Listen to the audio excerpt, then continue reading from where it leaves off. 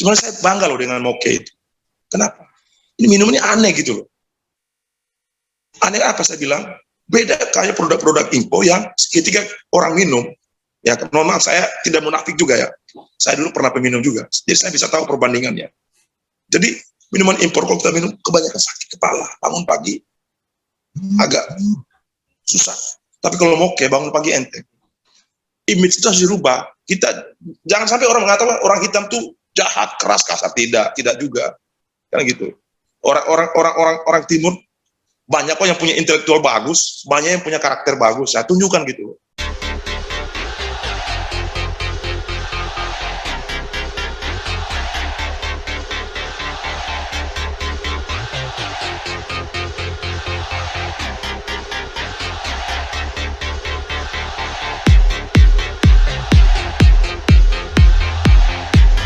Oke, selamat sore.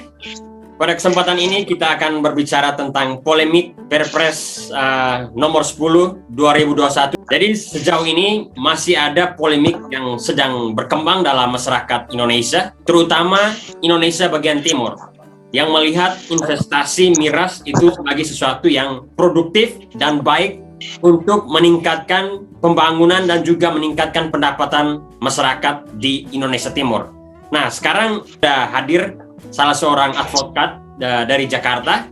Jadi kita ingin mendengar perspektif dari seorang advokat dalam berbicara tentang polemik Perpres nomor 10 tahun 2021 tentang investasi miras di Indonesia. Oke, mungkin sebelum kita berdiskusi lebih jauh, saya ingin Abang memperkenalkan diri. Kira-kira Abang nama siapa dan sekarang tinggal di mana dan bekerja sebagai apa? Ya, selamat sore ya. Kalau di Jakarta masih sore, dan selamat malam mungkin di Indonesia Tengah ya, di Flores. Saya Tobias Ndiwa Esa atau yang sering dipanggil nama saya Tobin Ndiwa. Saya advokat asal Nagekeo Flores, tepatnya di Nangaroro. Perpres ini justru menimbulkan pro dan kontra dari masyarakat Indonesia. Nah, dan beberapa berita terakhir itu memang ada pihak-pihak yang tidak ingin Perpres ini diimplementasikan di Indonesia karena alasan bahwa kalau miras itu dilegalkan akan mengarah pada peningkatan kejahatan di dalam masyarakat. Ya, kira-kira sebagai seorang advokat, bagaimana Anda melihat ini dari kacamata orang Indonesia Timur? Ya, jadi memang saya lihat bahwa Perpresnya yang dikeluarkan Jokowi yang menurut saya sangat sangat singkat. Mungkin saya katakan sejarah Perpres di Indonesia ya baru kali ini Perpres yang dikeluarkan oleh Jokowi. Jadi ada apa begitu terkait soal miras? Malah pada saat Perpres itu keluar, seharusnya kan khususnya kita dari kalangan beberapa provinsi yang disebutkan dalam diktum di Perpres itu seharusnya bersyukur kan, tapi besoknya beberapa hari kemudian kok dibatalkan gitu loh. Jadi menurut saya ya ini ada sedikit inkonsisten keputusan yang dikeluarkan Jokowi. Jokowi yang selama ini kita kenal konsisten, setiap dia membuat sebuah kebijakan dalam bentuk Perpres dan lain-lain kan. Tapi kok kali ini ada apa gitu? Ketika dia sudah keluarkan Perpres, terus tiba-tiba dibatalkan hanya karena ada selentingan atau pro kontra segala macam. Pertanyaannya, apakah selama ini kebijakan Perpres itu hanya berdasarkan Jokowi sendiri atau berdasarkan masukan-masukan dari pihak-pihak lain gitu loh? Dalam perspektif tindak kriminal. Kalau misalnya kejahatan itu ada nggak istilahnya parameter yang sudah diuji atau yang berdasarkan kajian-kajian yang mengatakan bahwa tindak kejahatan itu penyebab utama itu adalah miras? Kan tidak. Sekarang tunjukkan kalau memang pihak-pihak yang merasa itu tidak benar. Kalau saya mau bicara minuman keras atau mungkin yang katakanlah istilahnya yang mengandung alkohol. Ini jauh sebelum Indonesia merdeka nih, saya rasa semua daerah ada kok. Kita ambil contoh.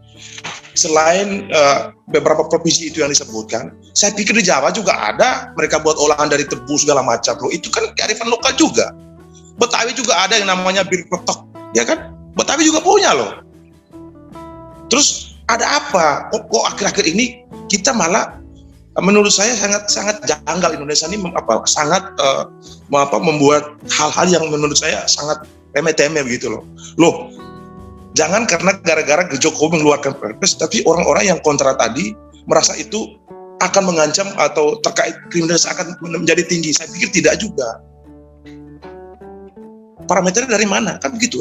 Kalau saya mau katakan, kenapa selama ini loh sudah puluhan tahun ada bir bintang kok pabrik legal loh, itu pabrik Indonesia punya, milik orang Indonesia, bir bintang, dan omsetnya bermiliaran per tahun kalau nggak salah.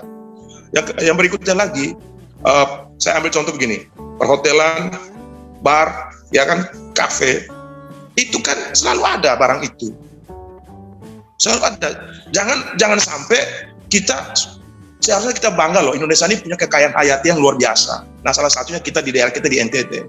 Loh, kenapa? Saya ambil contoh kayak merek-merek tertentu yang kita lihat, boleh nggak saya sebutkan di sini?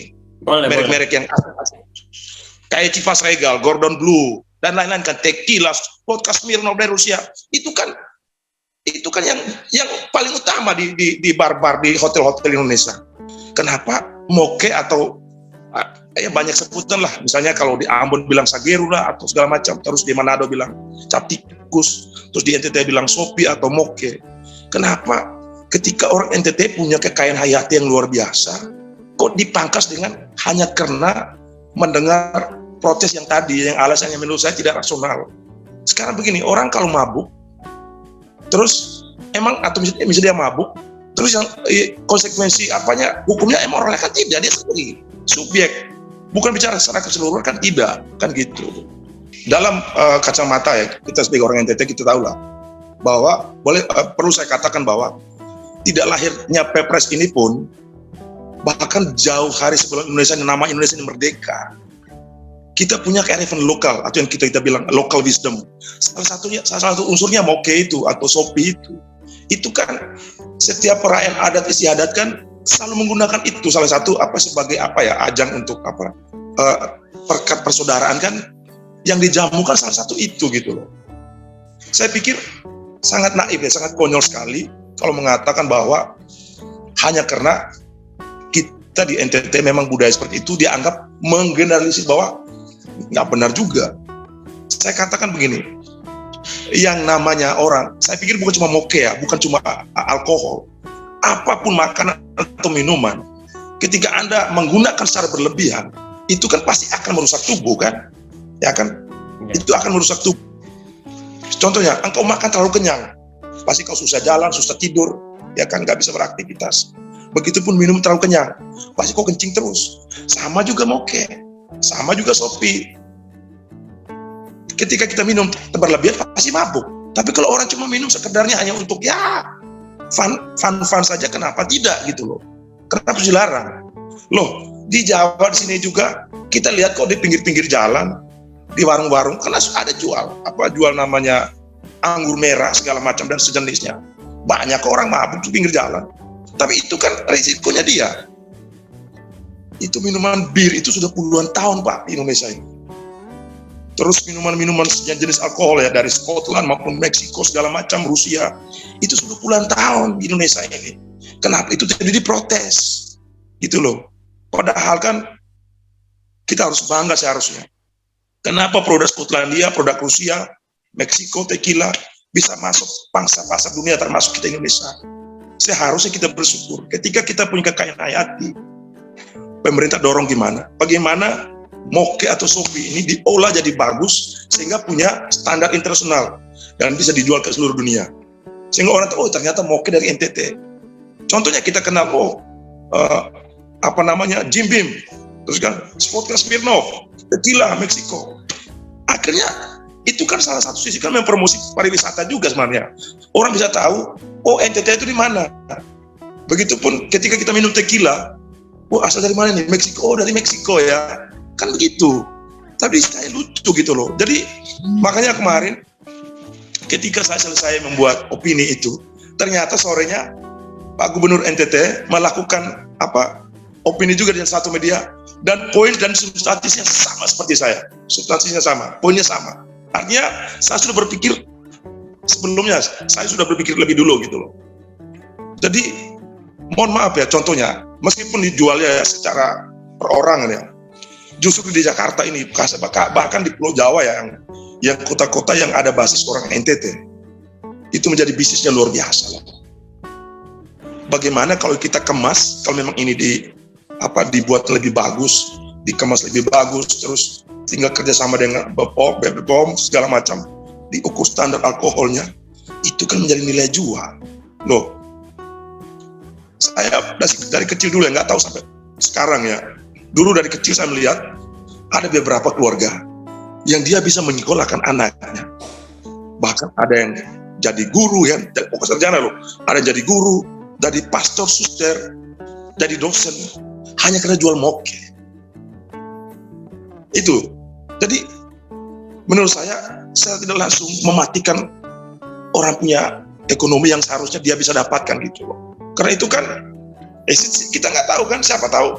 Mungkin selama ini orang berpikir NTT ini sangat gersang, sangat pokoknya identik dengan yang agak minus lah. Tapi mungkin kita nggak tahu ya, dalam perspektif iman, jangan sampai ini rencana Tuhan loh. Kenapa? Pohon lontar itu satu-satunya pohon yang hampir tumbuh semua pulau di NTT, bahkan di Nusa Tenggara yang lain termasuk Bali, NTB kan. Tapi NTT lebih dominan. Ternyata itu kekayaan hayati luar biasa. Kenapa saya bilang? Selain dia bisa diolah jadi gula merah, dia bisa diolah jadi alkohol, dia bisa daunnya kita bisa bentuk ibu bisa bikin anyam-anyaman diolah bagaimana caranya. Terus bahkan alat musik sasando sudah di pohon lontar, bahan pokoknya itu. Gitu loh. Ya. Nah, tapi kalau kita lihat bahwa moke atau miras ini punya manfaat ekonomi dan juga sosial di masyarakat NTT, maka apakah ada kemungkinan untuk mengatur produksi miras ini itu dengan menggunakan perda, peraturan daerah? Itu salah satu solusi alternatif yang terbaik menurut saya. Oke lah, mungkin kalau bilang perpres ya kita harus hargai, itu sudah dibatalkan kan. Itu kan menyangkut dalam skop nasional. Tapi kita sebagai orang NTT saya pikir loh, apalagi dengan undang-undang otonomi daerah segala macam, loh provinsi lain nggak boleh ikut campur. Ya, kalau memang Pak Gubernur Victor Leskodat melakukan perda membuat dengan bersama DPRD setempat, terus membuat sebuah perda tentang ini, kenapa tidak? Saya bilang ini bisa sehingga masyarakat di NTT yang memang dia profesinya mengolah moke tadi segala macam, bisa ada pride-nya, ada harga, ada nilainya gitu, sehingga baik secara secara ekonomi maupun ini salah satu promosi pariwisata NTT juga. Kenapa saya lihat di Jakarta di beberapa kafe, ada salah satu kafe di Jakarta, kebetulan saya nggak sebut nama, dia kebetulan punya teman orang NTT banyak. Nah, temannya sering bawa moke, dia jual kerjasama. Itu kan duit. Karena ini akan bagus buat ke depan. Yang penting dikemas dengan baik, terus bisa kerjasama dengan instansi terkait kan, yang bidang BPOM kalau nggak salah itu, untuk mengatur standar maksimal minimal alkohol secara umum ya, yang bisa dijual di Indonesia. Nah, tapi kalau untuk luar negeri kan saya pikir mungkin standar lebih tinggi alkohol, karena di sana kan dingin kan, cuacanya kan tidak sama dengan kita gitu. Nah, itu menurut saya.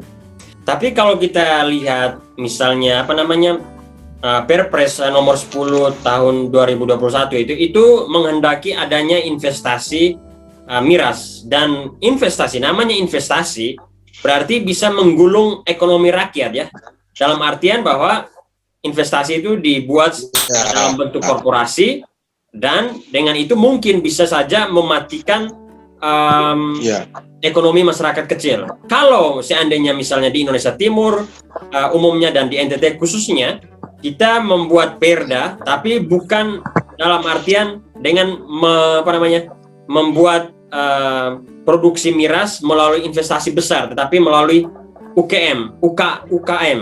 Itu menurut Abang Tobi bagaimana? Apakah investasi itu bisa menggusur ekonomi kecil, atau justru investasi bisa melindungi dan juga meningkatkan ekonomi masyarakat NTT? Justru menurut saya meningkatkan. Kenapa? Ketika perda itu sudah ada dan seperti yang disampaikan Bung Emil tadi, yang jelaskan sistem pengaturan harga nanti kan diatur gitu loh. Artinya selama ini ada orang yang mungkin dia perang harga segala macam, ada yang jual murah, ada yang jual mahal. Tapi ini kan nilai yang mau nanti menjadi sesuatu yang mahal juga gitu loh. Maka tadi saya selalu bandingkan dengan produk impor dengan harga yang sangat mahal. Ternyatanya rasanya saya pikir mungkin mokel lebih enak gitu loh. Kenapa kita nggak jual kasih mahal juga? Kenapa kita harus jual 50.000 atau 100.000 per botol? Gitu loh. Saya pikir saya mendukung kalau memang itu dibuat dalam bentuk UMKM segala macam itu. Saya mendukung. Tapi kira-kira apa saran Om Tobi untuk masyarakat NTT dan masyarakat Indonesia Timur yang kecewa dengan pembatalan Perpres nomor 10 tahun 2021? Apakah kita hanya tinggal diam, atau kita mencari solusi lain agar kebudayaan dan kearifan lokal di NTT ini tetap terlindungi atau terjaga? Jadi kembali saya bilang, adanya undang-undang otonomi daerah itu kan sebuah daerah bisa mengatur terkait hal-hal yang menurut dia punya ciri khas, termasuk tadi saya bilang terkait hayati tadi kan. Jadi ya tinggal bagaimana. Saya pikir setiap kabupaten kan punya DPR, ya kan, punya perwakilan di provinsi. Ya tinggal usulkan gitu loh. Bagaimana segera merespon ini gitu loh. Jangan sampai kita ketakutan duluan. Maka tadi saya bilang di awal, saya bilang jauh-jauh ratusan bahkan ribuan tahun lalu sebelum Indonesia merdeka ini, yang dibilang miras atau minuman keras, menurut saya itu terlalu ekstrim ya, minuman keras. Saya cukup sebutkan alkohol yang berjenis alkohol. Karena kadang-kadang begini, diksi miras itu membuat orang berpikir tuh, ini kejahatan segala macam. Makanya saya lebih suka diksinya alkohol. Kalau miras itu terlalu ekstrim menurut saya. Jadi ketika Perpres dicabut, kita harus hormati. Bagaimanapun ini kan negara. Tapi kembali, setiap provinsi kan punya kemenangan sendiri untuk mengatur perdanya segala macam. Nah, kalau misalnya mau jual, mau cari pasar, ya tinggal diatur yang baik. Misalnya dia mau katakanlah hasil produksi mau ekspor kemana, diatur sistemnya secara legal gitu loh. Jadi sehingga aman, tidak masalah. Itu dari sisi sisi keamanan gitu, dari secara bisnis gitu. Jadi kembali tadi saya bilang, kalau mengatakan bahwa apabila Perpres ini disahkan kemarin atau katakanlah tidak dicabut, akan meningkatkan tindak kriminalitas Indonesia, sangat konyol sekali. Loh, kenapa sih negara harus udah urusan kayak gini gitu loh? Kenapa pejabat-pejabat negara yang korupsi, yang banyak oknum-oknumnya yang OTT di mana-mana, kenapa itu nggak dipersoalkan gitu loh? Banyak pembangunan yang mangkrak di mana-mana, kenapa itu nggak dipersoalkan gitu loh? Ini hanya masyarakat mau hidup loh. Saya pikir kalau seandainya tidak dicabut, harga diri orang NTT itu akan terangkat lewat bisnis mokel. Bukannya kita bilang bisnis asal main itu, tidak, secara teratur ya kan, secara terukur, diawasi oleh pemerintah setempat, itu kan keren. Oke, tapi apakah Abang Tobi tidak melihat efek negatif dari produktivitas atau investasi miras di NTT kalau memang itu nanti diproduksi secara masif? Saya pikir tidak juga. Yang dimaksudkan masifnya, yang negatif yang bagaimana? Namanya meningkatkan kekerasan dalam rumah tangga, atau anak muda melakukan kejahatan karena setelah minum mereka berkelahi. Apakah tidak ada efek ke sana? Kan saya bilang tadi, clue-nya begini. Saya bilang tadi begini. Jauh-jauh hari sebelum Indonesia merdeka, NTT sudah punya barang begini. Kan saya bilang ini minuman adat istiadat kita. Hanya karena sekarang booming di media terkait Perpres, orang kok dibuat opini yang kira-kira jangan sampai orang nanti merasa bahwa Kalau saya mau katakan tingkat kejahatan apa di Indonesia, ya kan? Kalau kita contoh ya, jangan karena moke orang mau membesar-besarkan seolah-olah membuat sebuah image bahwa ini provinsi-provinsi yang tertera dalam diktum-diktum kemarin itu di Perpres itu dianggap apa keras, jahat. Loh, sekarang survei dulu provinsi istilah tingkat kriminalitas tertinggi provinsi mana? Itu yang pertama. Yang kedua, kalau kita contoh, kita menonton di beberapa acara-acara TV ya, di program-program terkait apa penyakit masyarakat, kriminalitas ada di beberapa stasiun televisi itu. Itu fakta. Apa itu yang lebih banyak dari mana? Bukan daerah-daerah di sini yang saya katakan tanda kutip ya, daerah-daerah bagian barat lah, saya katakan begitu. Pernah nggak orang NTT yang sering disorot di situ? Kan jarang sekali. Ada mungkin iya, tapi perbandingannya sangat jauh, Pak. Apakah selama ini orang NTT di sana bunuh-bunuhan tiap hari? Itu kan budaya kita loh. Jauh hari sebelum Perpres ini ada. Apa tiap hari orang NTT tiap hari bunuh-bunuhan hanya karena moket? Tidak. Coba buat survei dulu. Jangan menggeneralisir bahwa ditakutkan nanti terjadi peningkatan atau tindak kriminalitas di NTT. Tidak juga. Kan saya bilang tadi, jauh sebelum Perpres ini lahir, memang itu dua minuman adat budaya kita yang di sana kita gampang cari di kampung-kampung kan. Dan ada orang yang membuat itu kan, selain untuk konsumsi dia sendiri, terus untuk dia jual untuk meningkatkan ekonominya juga gitu loh. Bahkan saya ingat petani-petani di kampung dulu, mereka kerja keras berat, malam sebelum tidur dia minum 1 sloki 2 sloki, bangun pagi enteng. Nah, itu bedanya moke. Seger badan, besok kerja lagi, semangat lagi tiap hari. Jadi saya malah sebagai saya orang NTT ya, sebenarnya saya bangga loh dengan moke itu. Kenapa? Ini minum ini aneh gitu loh. Aneh apa saya bilang? Beda kayak produk-produk info yang ketika orang minum, ya mohon maaf saya tidak munafik juga ya. Saya dulu pernah peminum juga, jadi saya bisa tahu perbandingannya. Jadi minuman impor kalau kita minum kebanyakan sakit kepala, bangun pagi agak susah. Tapi kalau moke bangun pagi enteng. Tapi memang betul, kalau kita minum berlebihan memang dia mabuk. Ini kan persoalan subjek sebenarnya. Jadi jangan menggeneralisir bahwa jangan sampai dibuat image bahwa orang NTT atau khususnya kita ya orang NTT dibuat image bahwa kita ini penuh dengan kekerasan segala macam. Aduh, padahal mereka nggak tahu orang NTT ini kan wajah boleh sangar, tapi hati rinto.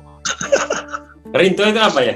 Yang nama kriminalitas di mana-mana itu kan diksi kita orang NTT kan, ya kan? Bahkan ini teman-teman saya bilang begini, kali ini orang NTT itu tampangnya kelihatan kaku gitu ya, agak sangar, tapi lagunya lagu melo terus kalau nyanyi, kan begitu?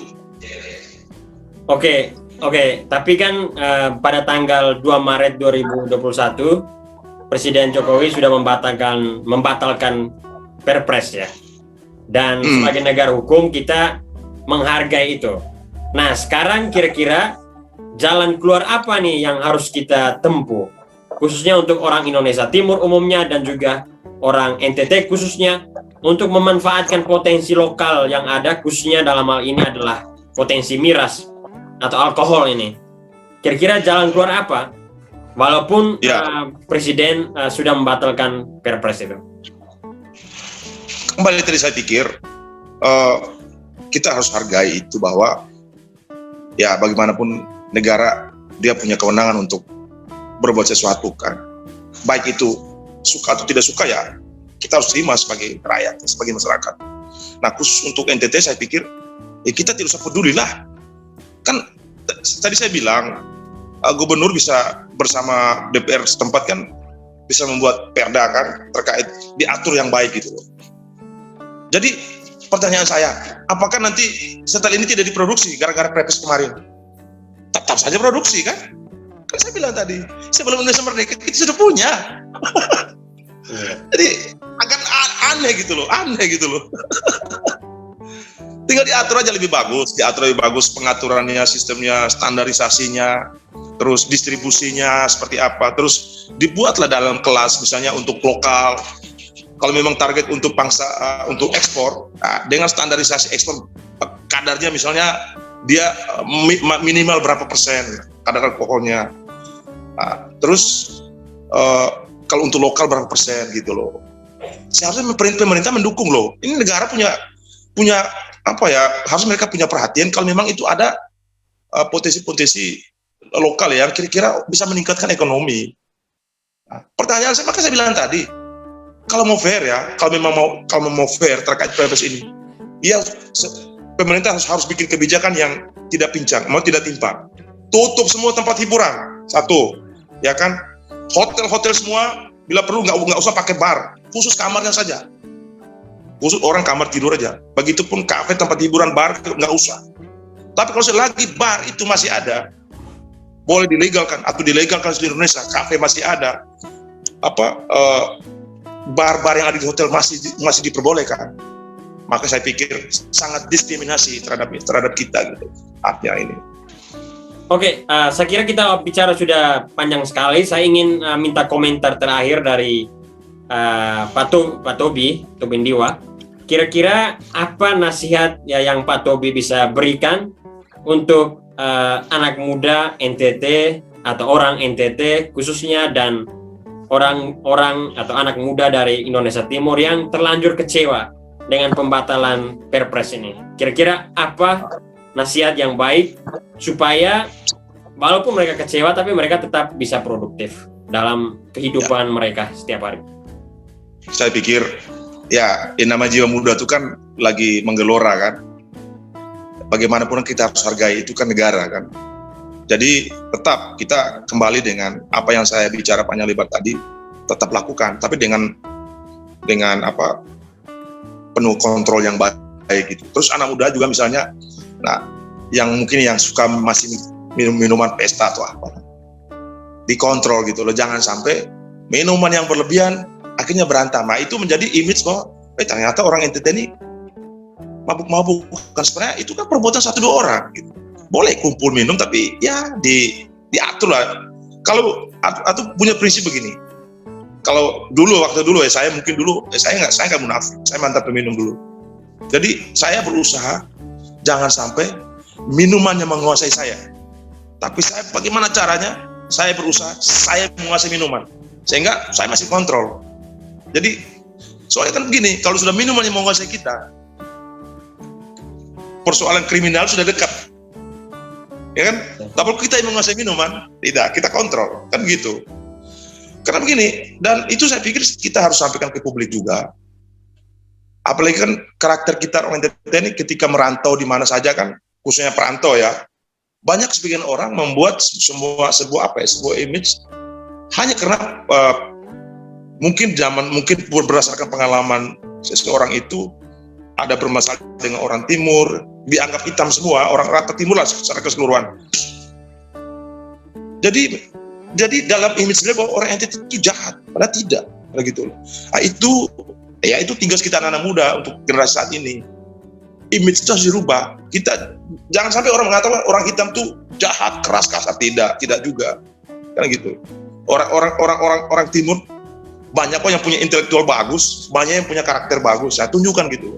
Jadi ini intinya begini, kurangi mabuk, rubah image itu untuk anak muda. Minum boleh tapi kontrol. Oke, terima kasih banyak. Kita sudah diskusi panjang lebar. Saya kira Pak Tobi sudah memberikan banyak hal, masukan yang sangat positif untuk Indonesia umumnya dan juga Indonesia Timur khususnya. Oke, Pak Tobi, terima kasih untuk waktunya. Sampai jumpa di kesempatan yang lain. Sama-sama. Oke. Sama-sama. Oke, selamat. Terima kasih Bung Emil. Mantap, sukses. Sukses.